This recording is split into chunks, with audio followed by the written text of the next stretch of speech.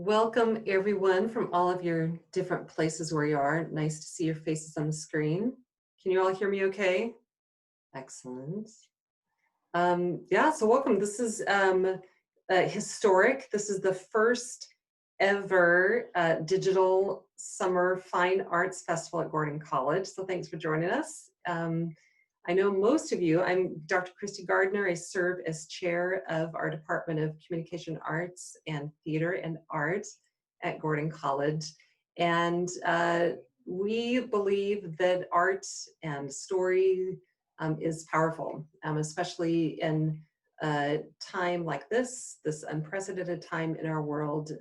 We want to consider this question, which is our theme for our Fine Arts Festival this summer, the role of art in a time of crisis. So we've got a great lineup of artists and storytellers all summer long. Hope that you can keep joining us pretty much every Wednesday throughout the entire summer. And what I'd like to do now is turn it over to our moderator for the evening, who will be introducing tonight's guest artist, Ryan Canister. He is a 2019 alum of our program's double major. You got to get 2 out of the 3, not bad, Ryan. Here's with theater arts and communication arts. And he also works as our fine arts manager in the Barrington Center on campus. And he also is a producer and coordinator of our Summer Fine Arts Festival. So Ryan, let me turn it over to you. Thank you so much. Can everyone hear me okay? Yeah. Thanks. Yeah, first of all, thank you all for coming out tonight on a Wednesday evening. We've been wanting to do summer programming, workshops in Barrington and for the fine arts for a while, so it's great that we're getting to do something even virtually. I'm really looking forward to this summer. I just have a few notes before we get started with Jacob's session tonight. Number one is that the session is being recorded so that it can be shared on our social media later for anyone who isn't able to make it tonight, and just so Jacob can have it for his records. If for any reason you're uncomfortable with being recorded, feel free to just turn off your camera. We won't be offended. Or if you just want to shoot me a private message, we can always just edit you out of the footage later if you do have a specific question you'd like to ask face to face. So no worries there. If you do have a question, just feel free to raise your hand at some point, or you can throw it in the chat and we'll definitely get to it, or you can use the react emojis so we know to go to you to get a question at some point during this. Second point is this is our first week of the festival. We have about 8 or 9 weeks of content from June 17th today all the way to August 19th when Kayla Dixon is going to close us out. But next week we're going to be sharing a video created by recent Gordon grad, 2020 grad, Jesma Bangalow, where she's going to show a video showing the basics of editing on Adobe Premiere Pro. So tonight you can sort of learn behind the scenes of film, and then next week you can learn more about how to make a film. So those pair nicely together. And then just finally, if you're interested in learning more about the Digital Fine Arts Festival, more about our presenters, their bios, what else we have more in store for this summer, more details on the other sessions, please visit our website, gordon.edu/fineartsfest. And now, without further ado, I will introduce our speaker for this evening, Jacob Padilla. I'll read his bio so you can get a little background on him. Jacob Padilla is a filmmaker and educator who loves the losers of society and strives to create films that highlight their stories in unique ways. Jacob studied communications and theater arts at Gordon College, and his senior year thesis film, The Being Who Fell from the Stars, won the Senior Communications Department Award, followed by screenings at festivals across the country. Upon graduating, Jacob went on to fulfill a lifelong dream by teaching middle school. While mainly teaching science, he also had the opportunity to develop and grow the school drama program, direct student plays, and teach filmmaking and theater classes. Throughout those years of teaching, Jacob was also creating narrative and documentary work on the side with filmmakers Wesley Cannon and Anthony Farrenwald. Recently, he left full-time teaching, and the 3 friends co-founded Pathos Pictures, a New England-based documentary production company with a mission to facilitate understanding between people and positively impact the health of our planet. Jacob is excited to merge his love of film and education with this online seminar. I'll just throw into, I've known Jacob for several years. We were both theater majors and comm majors, had some overlap at Gordon. he's a great guy, very enthusiastic about film, very passionate. And now I'll let him share some of that passion with you. Jacob, if you want to take over. Hello, guys. So good to see those faces, some faces that I know. Norm, Dr. Borse. Hello. Drew Cleveland, Mr. Cleveland. Hello.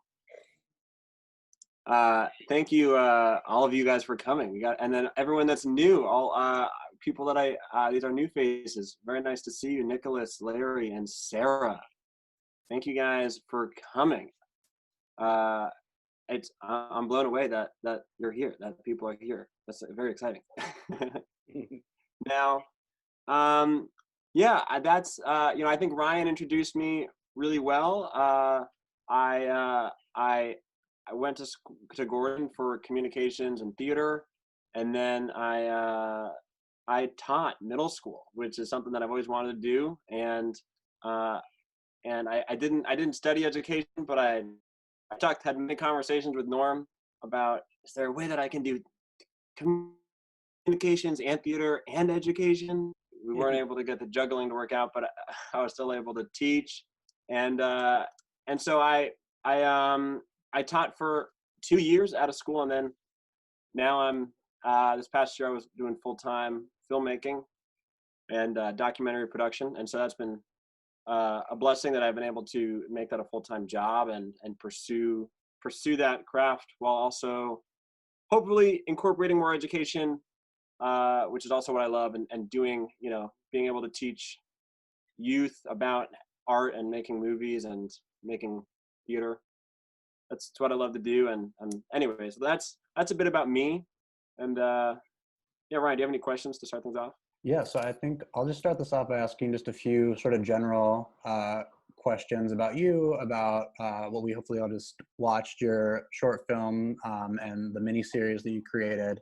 And then I think we'll open it up to questions from the audience. And then I might just have one or two more questions to close us out, and we can all go do whatever else we want to do with our evenings. I think we're going to try to aim not to go past 7 at the latest, possibly ending a little sooner. But yeah, to get us started, do you want to talk about just sort of what first got you interested in film? Have you been interested in film since you were really young, or did you not get into it later into like high school or college? Or just like sort of how long has this been and what got you into it? Yeah, one of my first memories is actually holding a camera. I have this memory of being in kind of the attic of our house with an old kind of VHS camera filming my brothers, and they were acting out Star Wars. And I remember, and then there was actually a moment when I saw that tape that I had recorded, and it was like a memory in my head. And then I saw it recently. We found the tape, and so it like cemented this memory in my head. And I was like, wow, that was real. It wasn't just something I made up. And I must have been 5 or 6. But so for the longest time, my brothers and I would always tell stories, act out. I was a very energetic and wild kid, like really wild. And so my parents put me in theater, which was one of the best decisions they could have done. And so, so I fell in love with theater. I fell in love with making people laugh and becoming different characters and telling stories. And just what I really love, what I found that I really love is getting people to feel, to emote, whether it's laugh, it's cry. I love to convey a story and have people connect with it. And so, and that, so I did theater for a long time. And then in middle school, I really got into writing. I thought I was going to be like the next, like great, I was going to be like C.S. Lewis or like Tolkien. I was like, oh, I'm going to write these epic fantasy novels, right? I got into that world. And all the while trying to like make movies with my family. And then I went to Gordon and studied film and communications and theater. And I really had I was not good before I went to Gordon. Like I would not have been able to get into any sort of like film school because I was really bad. I had no idea what I was doing. And I would always when I would compare myself to other people at that age, I think, anyways, my stuff was not good. And that all goes to show that how important I think education is, and how helpful it can be just to push yourself. But yeah, so I got into, I really dug in deep into film in college, and, was a part of Exit 17. I helped start that program at Gordon, and made, probably like 30 plus videos for Exit 17 over the years. And then, yeah, along with short films that I made for school. And, now, and then it slowly became my obsession. and I realized that I could get people to look at what I wanted them to look at by pointing a camera in a specific direction, and I could get them to feel what I want them to feel, and see what I want them to see, and that was the moment where it's like, wow, this is what I want. This is what I want to do. Nice. Yeah, I think that's great. So jump ahead to your senior year, and you start working on your senior thesis project. Would you mind just talking a little bit about the concept behind The Being Who Fell from the Stars, and what made you, I guess, one, want to do a short film for, and it counted as your theater and communication arts project, right? It counted for both. So what made you, one, want to do a short film, and then two, just sort of what inspired the concept, the idea, and maybe just sort of how that whole process got started? Yeah, so I wanted to do a short film as my final project since like day one. I would like religiously watch every single short film that had been made by Gordon students in previous years, and like figure out exactly like what worked, what didn't work. And I was like hooked on making a short film. And so I'd been playing around with, I guess the larger idea that was in my head was like, I want to take the ideas of theater and the ideas of like how old cinema was very theatrical, and I wanted to take some of those ideas. It was very vague at first. It was, I want to build sets. Like that was one thing. It's like, I want to build big sets. I want to film on these big sets because I love building sets, and I love that part of theater, and I love stepping into these worlds. And then the other thing was, and then I just kind of got drawn to old cinema. One big reason was that I decided to go the silent film route is just because I'm really bad at recording sound, and and most student films, the sound is always really bad, and people always say like that's why they don't get into festivals and they don't do well, because the sound's bad. So I thought, I'm just gonna make a silent film because I hate sound. To this day, I like don't care at all about recording sound. It's like, give that to someone else. So, I played with this idea of a Chaplin film. I watched a lot of Chaplin films. I wanted to do something with that, and then I watched I watched a movie called Arrival, which came out, maybe 2016 or something, a sci-fi film, and that paired exactly with a class with Dr. Park, who used to teach here, which was film and TV genres. And we were studying, different genres, and we studied sci-fi, and we studied how sci-fi films are all about how we deal with the other, how we treat the other, the outsider, the marginalized. And that really spoke to me. And then watching this film Arrival, I felt like it really captured that. And I thought, man, I want to make a movie like that. I want to make a movie that speaks about the outsider, the marginalized. And then I think it was on a ride with my brother. I think, we were driving maybe to our grandparents' house. And I really love those drives when my brother and I get to be in the car together, my brother Luke, because that's when we just spitball ideas. And at this point we had 4 hours. So I was very excited. And so I think I just said, hey, look, what if the silent film is, this sci-fi film? And what if we merge the ideas? And we started kind of blending that and mixing up and coming up with ideas. And so then it kind of eventually became what it was. But it was really birthed out of this idea of wanting to make a silent film, and then wanting to make a sci-fi film that had a message, but that hopefully is like an entertaining film. My the word I use a lot is like Pixar. I kind of wanted to, how like Pixar's very entertaining, but there's a message underneath, you know. And Pixar, the films that kind of wrap you up in a warm blanket. And I wanted to make a film that wrapped you up in a warm blanket. Nice. Um, yeah, that's great.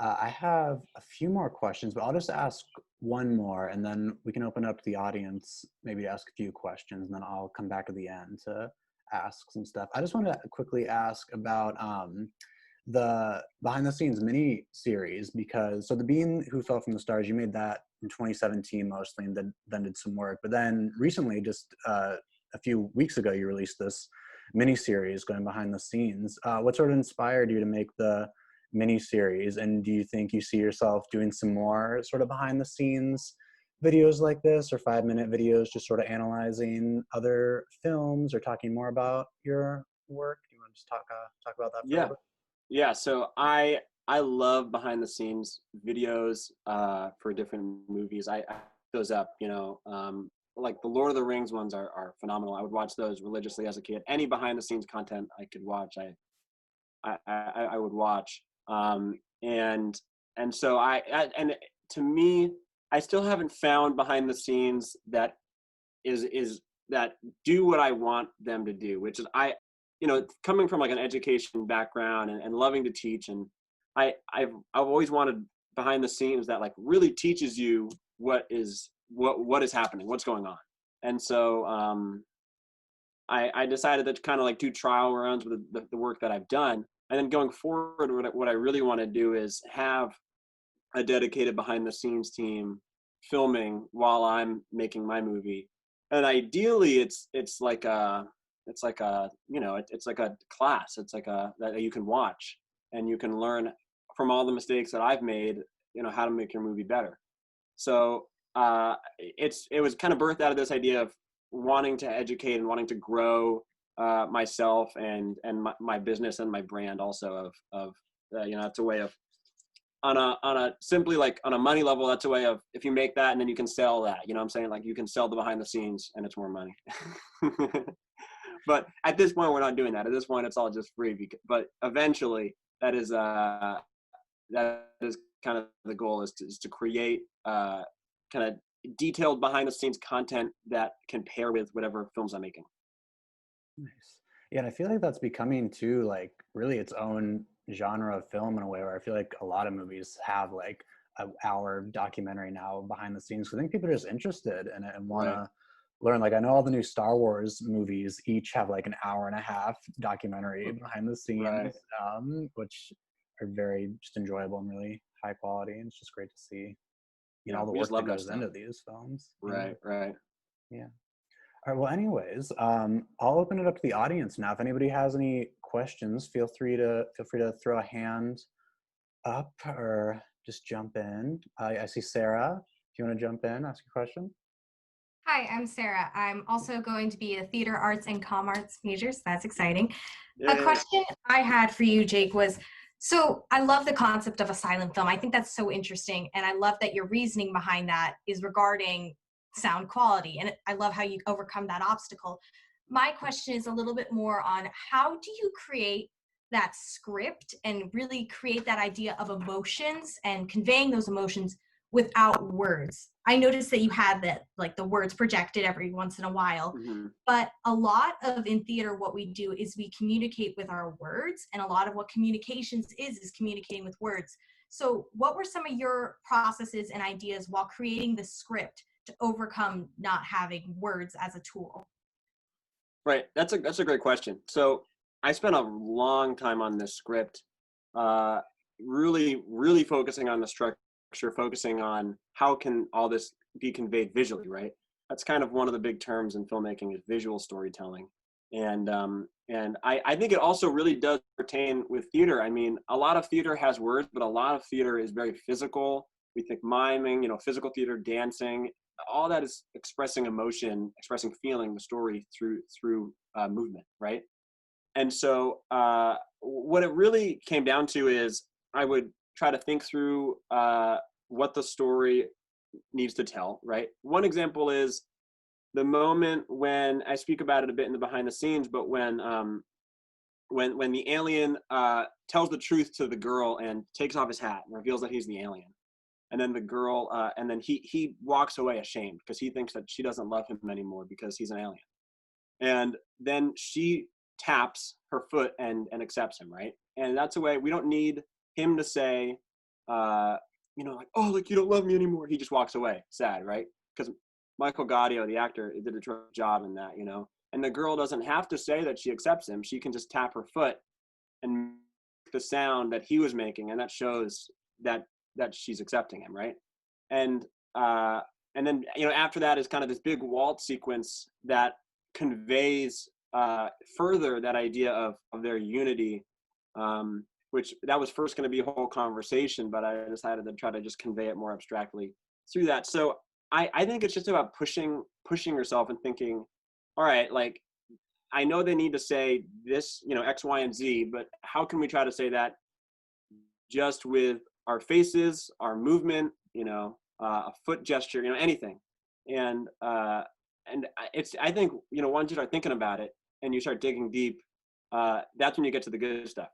Like oftentimes, I mean, in general with writing, it's you write like one draft and it's very surface level, right? And then the further you dig, you get into just like it's a little more nuanced. It's not as common. It's maybe not as what's the word I'm trying to say here? Like it's like not as much of a trope. Like you're getting into some new ideas because we tend to write kind of just what we know at first, right?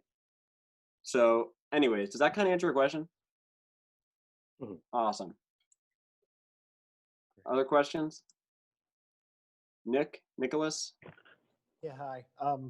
Yeah, my name's Nick. I'm going to be a sophomore next year and I'm majoring in communication arts. And I'm actually going to be directing the film team for Exit 17 next semester too. So I'm really excited for that. And kind of on that note as well, I'm sure like being a director, it takes a lot of leadership and communication with your team. So what would you say are some effective skills and traits to have as you're leading and directing your team to produce the film that you envision? Yeah, that's a great question. That's a great question, Nick. I'm so happy to hear that you're doing X17 and that you're doing the video team. Yeah, that's what I was doing for a long time, and it's just so exciting to see that it's still happening and that it's thriving. And so, just a couple thoughts right away. How to make it work, collaborating with other people. One thing is communication, and something that I found that I struggled with at first that I've been trying to get better at is communicating your idea.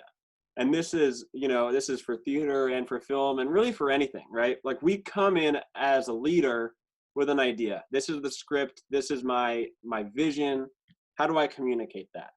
And at first it can seem kind of tough, if you're working with someone and it's in your head, you know exactly what it should look like. And then you tell them and they don't see it, right? And so it's about, for me at least, taking time, slowing down. I tend to talk really fast, as Norm knows, and slowing down. I think he told me so many times in play practice, slow down, just take it slow. So taking it slow and thinking through, all right, what is it that I want to communicate? I want this person to have this emotion towards this person. How am I going to, communicate that? Or I want the camera to be right here and I want it to look like this, right? That's one thing. And then beyond that, it's also, I think, just a lot of prep.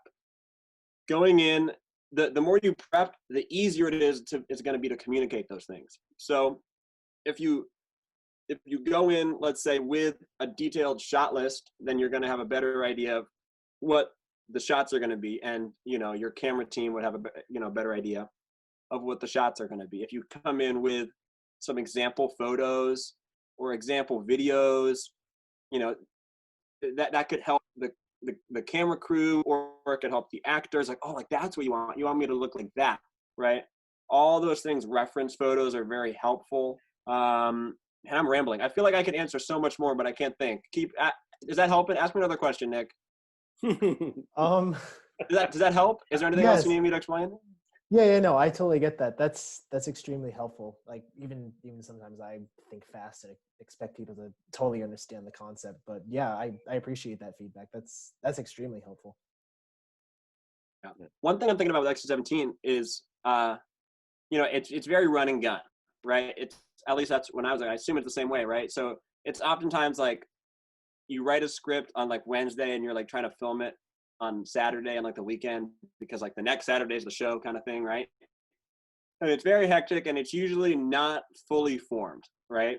Those are the moments when, I would try to go into the shoot having as much of an idea, but also in those moments, there are moments when it's important to take charge and think, all right, I have a clear vision here. Let's go with what I have. And it's in those moments you can work with those other people and listen to their ideas. But there are moments when you might say, all right, I know what I want. And then there are moments where you say, I don't know what I want. Let's collaborate, right? And Exit 17 is a space where there's a lot more collaboration. And it's important to be honest, just in general, it's important to be honest with your crew, your cast. If you're gonna like say, hey, I don't know what I'm doing right now. I think that's really important. I don't know what to do. Let's figure it out, right? That's better than saying and acting like you know what you're doing and then digging yourself into a hole, which is what I've done many times. Right. Yeah, Yeah. I totally get that. Yeah, that's extremely helpful because yeah, I think it is great to be honest with the filmmaking, especially with Exit 17. Like I was on the film team last semester, and it definitely is a lot of run and gun on the fly, like changes and things like that. So I definitely agree with that. It's going to be on the fly as well. But I'm also very much into short films, and I want to try to make stuff for Gordon Globes and try to lead some projects with that. Yeah, that's so great. I know that both categories of Exit 17 and planning a film are both way different. But yeah, that is good advice to take it slow and just think through and be honest and ask for ideas. I do like that. Yeah, you're on the right track. I mean, I tell people Exit 17 was like one of the most educational parts of my Gordon experience. I think it's so important for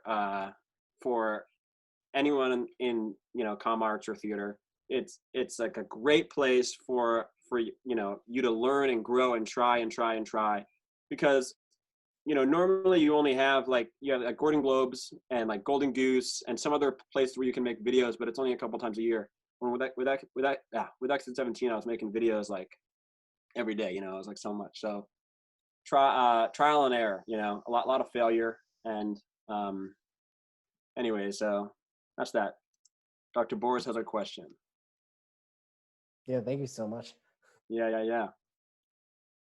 How did I get into teaching middle school science? I thought you were going to ask that question, Dr. Boris.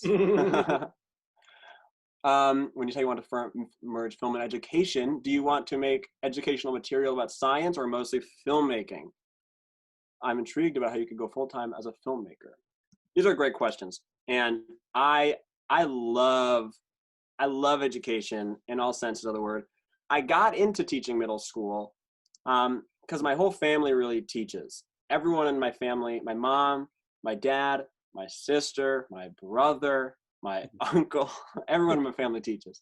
And so I always knew I wanted to teach, but I didn't want to study, but I really wanted to study theater. That's what it was. And you can't study education and theater at Gordon, so I had to choose.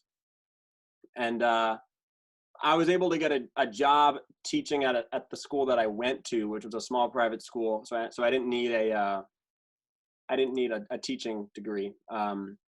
And I started off, I taught their theater program as a junior in college, and I directed plays there. And then my senior year, I subbed, and there was 1 week where I subbed every day of the week. And then I just skipped school because they needed me for a full week. So I taught every day, and then they gave me a job at the end of the week. So there's good times to skip school, I guess. But anyways, going off your kind of question about educational material for science, that really is something that I I do really want to do. I would watch all these videos on all these science videos. I would show a lot of videos to my students. You know, there are some that are really, really good, and there were some that were so bad. And I thought, man, I can teach that material so much better, and so much I can convey it more clearly because I have these video skills, right? There are some people that are great teachers, but that don't have the video skills. And so that's something that I've been thinking a lot about, and something I really care a lot about is trying to educate people and create content for kids that is engaging. And so, you know, that is something that I think very much is and could be in my pipeline at some point down the road. Is you know, creating science material, but also educational film material, you know, for youth. I say my wheelhouse is like elementary and middle. That's my zone. I tell people, but I usually think high school would be better, but I realize I don't connect as much because I'm just goofy, and the kids love the goofiness. But anyways, let me look. Is there anything else in that question? Did that answer your question, Dr. Boris? Yeah, for the most part, I've still, well, first of all, I just want to say, as a parent who's had 2 kids go through the gruesome stage of middle school, I am personally pathetically grateful to anybody willing to invest in that age group and continue to be. I will be for the rest of my life. So thank you for that. You're welcome. Because that is a gift and not everybody has it. So thank you. But I was really interested in how you could go full time. I'm just curious about, like, did COVID-19 affect your income stream? Like, just how is that working? Like, it doesn't seem like an ideal time. Right. Yeah, it's interesting. It was so I had a good job that lasted me from the summer up until December pretty much. And then it kind of was slowing down, and then January and February it really started to kick into gear, and I was doing more work in March than I'd ever done before. And then suddenly, like, March 16th hit, and it was like hit a wall. And so luckily I had filmed a lot of stuff for this one client that I was able to then edit. So really the work kind of went until April, maybe late April. But yeah, there definitely has been a wall that's been hit. And it's about navigating, trying to find new ways to make content. And the hard thing also is really the kind of work that we like to do is documentary work for nonprofits, and we really like to we're really trying to not just make stuff for, like, corporate video, you know, for businesses that are just there to make a bunch of money, like so and the hard thing is that's where the money is, right? And it's hard to do documentary nonprofit work, you know, from home. So it is a time right now where, as a company, we are kind of using this time to grow personally and to work on our branding and website redesign and things like that. So that way, hopefully, we can launch back up, you know, maybe do some stuff a little bit this summer, and then hopefully, you know, in 12 months or something, we'll be able to do more. Yeah. Are there any other questions? Sarah? Hi, so I noticed especially that last scene in the short film, you have this big wide shot on the stage with them waltzing, and you have tons of people in the room. My question is, how do you kind of like onboard people with your concept and with your idea, especially when you can't, as a college student, you can't pay anyone and you really can't offer them anything? How do you get all those extras to kind of be involved with your vision and be a part of your group? And right, like, how do you convince them to do that? That's a great question. So people are passion eaters. They're like leeches for passion. So when you're passionate, they'll leech that passion off of you, and they will become passionate. So you need to just be so hyped about your idea that they want nothing more than to do it, right? You also need to be just a general nice person which you seem very nice, so that way people are going to be like, oh, I want to work with Sarah, right? Because she's so nice and this idea seems so cool. She's just so passionate about it, right? And then after that, it's buying food for people, right? So that's the key. Is I couldn't pay people for this, but and I couldn't cook my own food because I don't have time. Usually you cater food and that's cheaper, but I just took them out to eat after every single shoot. And I made never sure got to go out to eat, Jacob. Wait a minute. That's the first time hearing about the going out to eat thing. You know what? It was we couldn't work with with your schedule. Norm, I'll take you out to eat after COVID happens. Sounds great. I would love to have a good conversation with you. Yeah. That's the key. Is you gotta feed people, and you gotta treat people really nicely. That's the thing that I really learned is when you can't pay someone, then they gotta have full stomachs and they have to have a smiling face, and they'll have a smiling face if you have a smiling face. And then more practically ways to get people on board. I mean, I sent emails out to so many people. I was talking to people on the street. Hey, you want to come and be in my movie? I had people that were like, yeah, I'll come that day. But I only had 6 loyal friends show up for that audience scene. So I just had to have them sit in every chair and change their clothing. And then I was able to stitch it together and make it look like it was a full audience. But I was panicked because I needed that audience shot. And yeah, and I expected, I was like, oh yeah, I'll be able to get like 50 people, which is crazy. Yeah. Does that answer your question, Sarah? Awesome. Jacob, I just wanted to tell you, it's more of a story than it is a question, but I wanted you to know how proud I am now of you, but also at that time of making this film, because I remember very distinctly you as a freshman, because I knew your brother Luke, and he's more, hey, how you doing? He's kind of like, and you are not, and okay, here's this guy. But then as senior year approached and you're talking about this project, okay, but you could tell that there was some concern, but you came into my office and really worked at persuading me that you could do it. You can do this. But way to go. All right, great, go do it. And you did. And in the process, I was just glad that I was involved because I was so impressed. One of the points you make in your behind the scenes thing is your attention to detail in preparation. It wasn't just, okay, yeah, get a piece of paper. It was what font to use on the printed sheet. What should the mayor's sign look like in this shot, even if it's not eventually in the shot. Let's make sure that it's the right thing. And you had the level of preparation and planning that you did, I was so proud of in that time. It was just such fun to be doing that with you and for you, and to see you working so well with your friends as colleagues, as artist colleagues. So proud of what you're doing now. Entrepreneur, you're doing really well, but just that level of preparation was something that was part of a journey for you.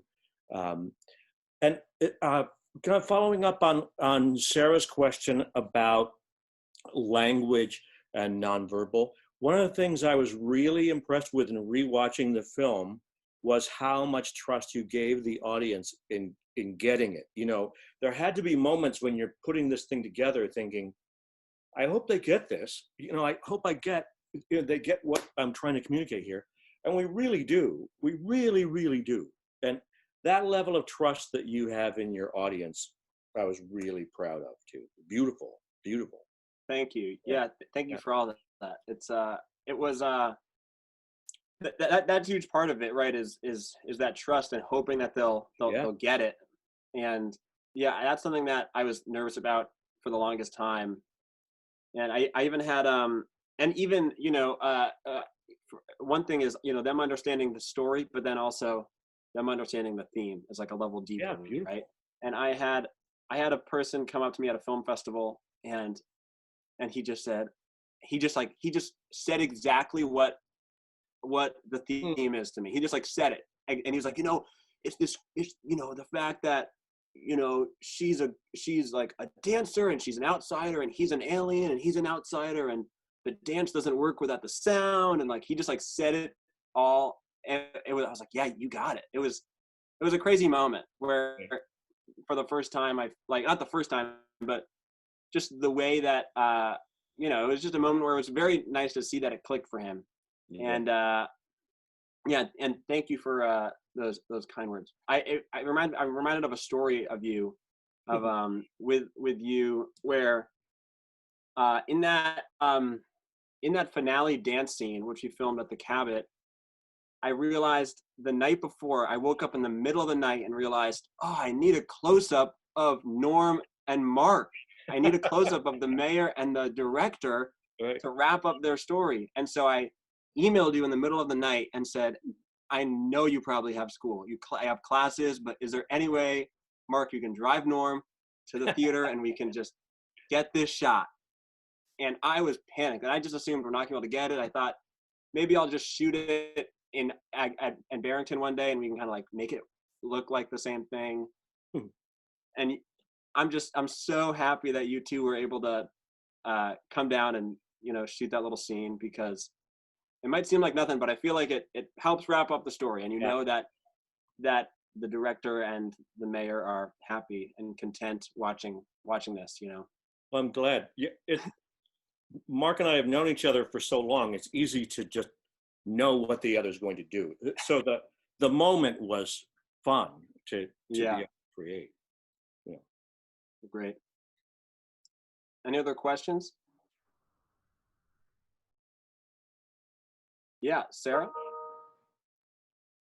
Sorry, this one's quick. But so when you're creating a short film, did you start mostly with just this idea of wanting to have the outsiders and this concept of that? Or did you start more with, I want aliens in it and I want it to be science fiction? Like, which did you start with first? The theme, or more how you wanted it to look? Great question. That's a great question. I love talking about story development because it's something that I'm just really passionate about. And I think that there's no right way. Each way is different. And with this one, the aesthetic, usually I have like visuals, and then I might have themes. And for this, the visuals were silent film. For the longest time, I really thought the main character was going to be a mechanic.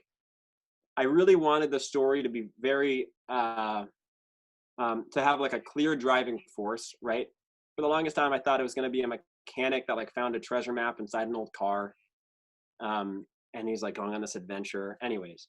And, but it was kind of these visuals and these gags of this guy running around getting chased by bad guys. And then I had this idea of wanting to convey a theme of the outsider through sci-fi. And those were separate ideas. And then I really don't remember how they connected, but somehow there was just, I think it was probably after watching like The Day the Earth Stood Still, or I think I watched that after thinking about it. But I thinking about old sci-fi films and trying to connect old sci-fi films with old Chaplin silent films. And anyways, that's the specific. But as for in general, it's usually I usually don't think theme first. I hardly ever write anything and think I want to convey this theme. Usually I just write because I get an idea and I think a moment's interesting. Like I'm working on a feature with a guy right now, and it's actually a feature version of a short film that's also that's on my YouTube channel. But it's called Champion. You can plug that in there.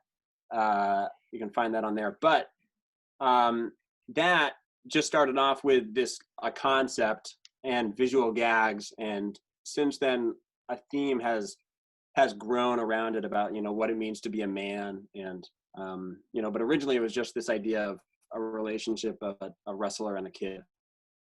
And so, anyways, does that kind of answer your question? Yeah. Other questions? Well, it seems like, you know, that theme of the outsider, the person who doesn't have a voice, who doesn't get heard, is someone that does come through in a lot of the stories you've created, though.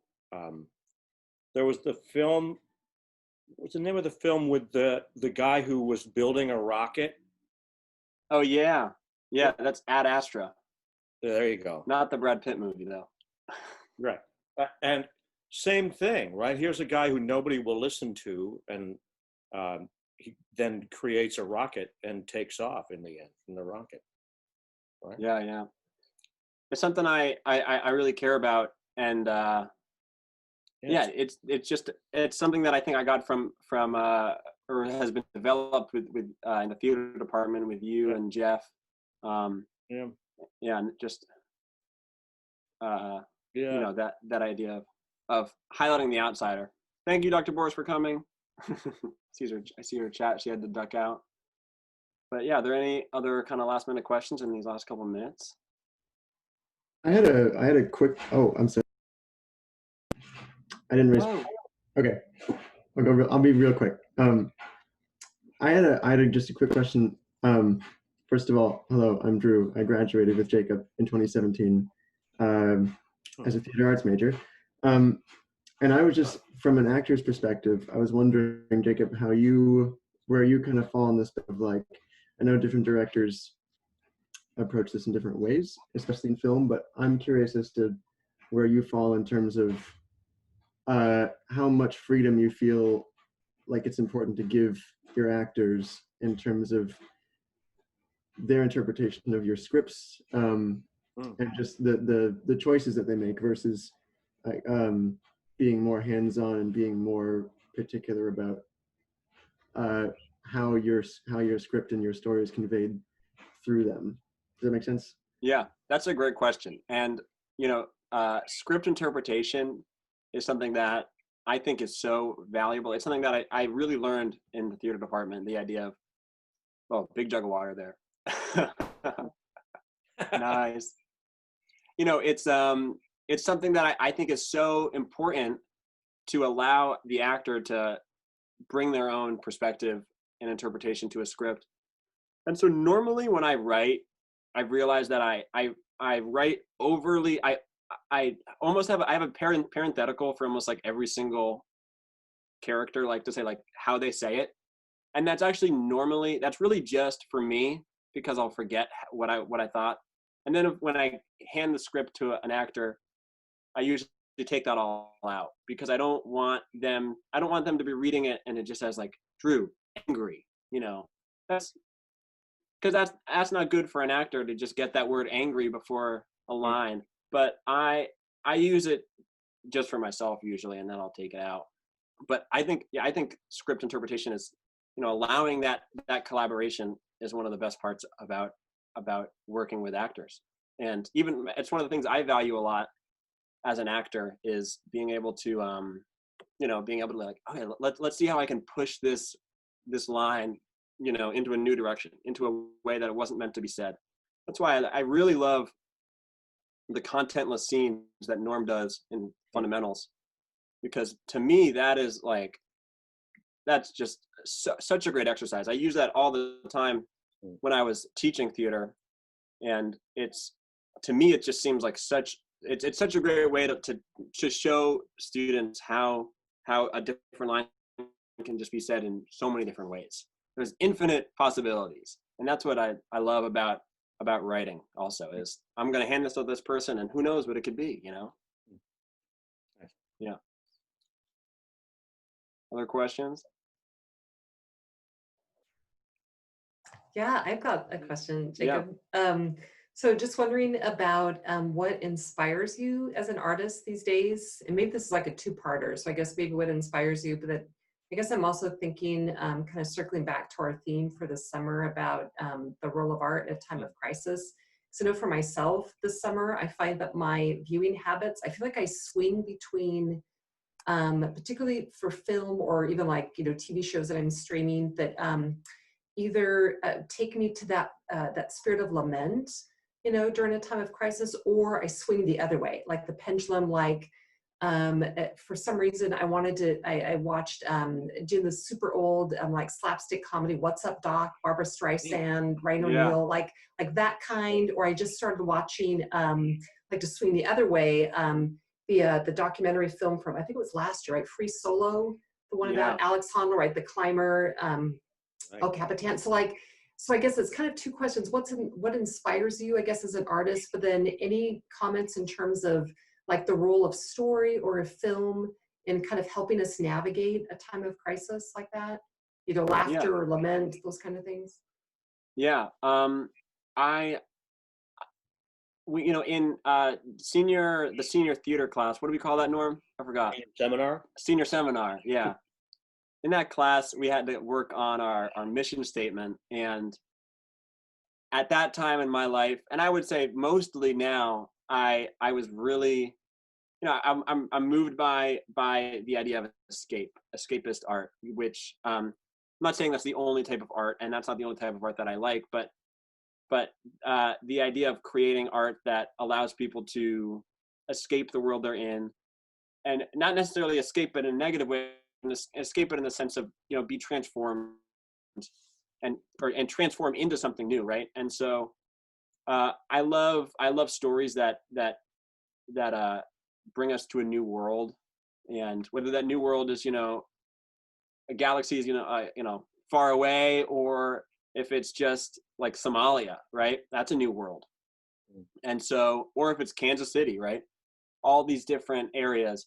And so anyways, I guess what I'm trying to say is I love movies that just bring me to a new place, and really every movie does that. It's about bringing you into a new world, stepping into someone else's shoes.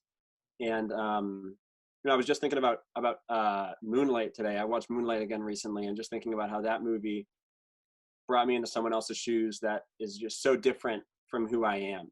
I didn't grow up as a gay Black kid in Miami, right? The world of Miami was new to me. The world of that Black culture in that area was very new to me. The living situation was very new to me. All that was very new. It was just stepping into this new world that really, I think, was engaging. And then and also it was educational in that sense, where kind of leading into the next thing, it opens our eyes to a new perspective, and it teaches us about someone that's different. And I'm kind of rambling, but let me try to get back on track here. So I think that art, cinema, film, theater at its best is able to put us into someone else's shoes, so that we are able to empathize with them and connect with them, and connect on a human nature. Even though we might not be going through the same experience, we can connect with it because there are these kind of raw human emotions that connect us all. And so I find myself in this time kind of gravitating towards, similar to what you're saying, Dr. Gardner, like this escapist kind of nostalgic cinema that, it's just like, oh, I just want to watch. I watched Tarzan recently because I love the Disney Tarzan movie. I needed something fun. But then I find myself trying to watch art that's gonna push my perspective, push my worldview, and challenge me in that way. And so does that kind of answer that question? I feel like I can maybe answer it better, but Yeah, no, that's great. That's great. Thanks, Jacob. Great. Well, I'll jump in here since we're getting close to 7.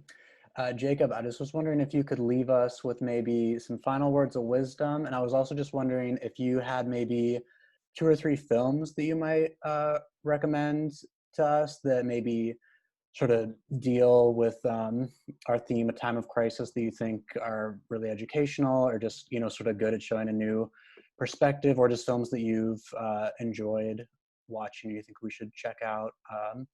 Yeah. So yeah, any films and any final words? First part was final words, right? Yeah, just any final words of wisdom? Final words of wisdom, I guess, are to the people that are here as students. Sarah, Nick, reach out to me. Was there someone else? I can't remember. But reach out to me. And if you have any more questions, let me know. Nick, I assume, I could probably talk for hours about things, X17 things, if you need help. And so anyways, just reach out to me. I don't know where, is there contact information somewhere already, Ryan? Or I don't think we have contact information, but I can put my email in the chat, and just feel free to reach out to me and I can get you Jacob's yeah. contact info, definitely. Yeah. Put it on the website or something. We can definitely make that available if anyone has any follow-up questions or anything. Yeah, because that'd probably be the best way. I'm happy to, talk for hours about this kind of stuff, and I'd love to see, both of you making some great stuff next year at Gordon, some great art, some great films, some great theater, and so I want to, just kind of spur that on in any way I can. And as for suggestions, I guess a little plug. Another way you can find me is with my Instagram, which is at jacob.pad. And on my Instagram, I've been suggesting just some movies by Black filmmakers and focusing on Black stories. And so in the highlights, those of you who might know that, like what Instagram, there's like the highlights, you know what I'm saying? Anyways, so that's a way that you can see some suggestions that I've kind of curated, just a lot of movies that I love that I think maybe are underrepresented and that really could, get an elevated voice. And just some of those that I'm thinking about right now off the top of my head are Just Mercy, which is streaming for free right now, which I think is a really powerful look inside the death row kind of world, and a lawyer who's kind of working to break out of that. Fences, I got to do a theater one. Fences, August Wilson's play. Denzel directed this with Viola Davis after they performed it on Broadway in 2010, and it is like some of the best acting I've ever seen. It is just with some like one of the best scripts. Like the script is just so beautiful, and it really got me loving theater again. I was like, man, I miss theater. Yeah, it's very good. And let's see, how about a documentary? You should watch 13th on Netflix if you haven't seen it, because that is a great look inside some issues with the prison system in the US. Yeah, man, I feel like I gotta think of one. I want to try to push another documentary. Let me think. Oh, another fun one that's controversial at Gordon, which would be fun, is Jesus Camp. That's a doc from a number of years ago that I think is just a fascinating look inside the world of evangelical youth camps. And it's if any of you guys grew up in that kind of world, it's a fascinating to me it was like a fascinating look at some things that I knew and some things that were very shocking to me. Some things that I know that, but then also some things that were like, whoa, So those are some of my suggestions. Don't be afraid to watch documentaries. That's my big suggestion. And don't just watch blockbuster documentaries like Tiger King. Watch real documentaries. Great. Well, Jacob, thanks so much. I don't want to take up any more of your time. We can give Jacob a round of applause. Thank you so much for kicking off our Digital Fine Arts Festival. Thank you. Now you guys got to go to the other ones after this. Yeah. So final plug here. Then I'll let everyone go. Yeah. Next week we have Jess Bongolo, who's doing a video editing tutorial. So that'll just be a video that's posted. She might do a Q&A after. I have to check in with her on that. But so there might be a Zoom Q&A. I'll definitely send out more information about that. But so we have Jess next week, and then the week after that is 4th of July weekend. So we're going to be taking that week off. And then the week after that, we might have another one that still has to be confirmed. But then on the 15th, we're going to have Drew Cleveland going to be hosting live theater event, Shakespeare in a Time of Crisis, and that's going to be, he's directing a few Shakespeare scenes that sort of relate to our theme. And so I think that'll be a live stream, sort of more webinar format, but that'll be great. And then we'll have more to come in July and August. So definitely stay tuned, stay up to date on what's going on. Thank you all for coming to this session tonight, and have a good rest of your evening. Thank you so much.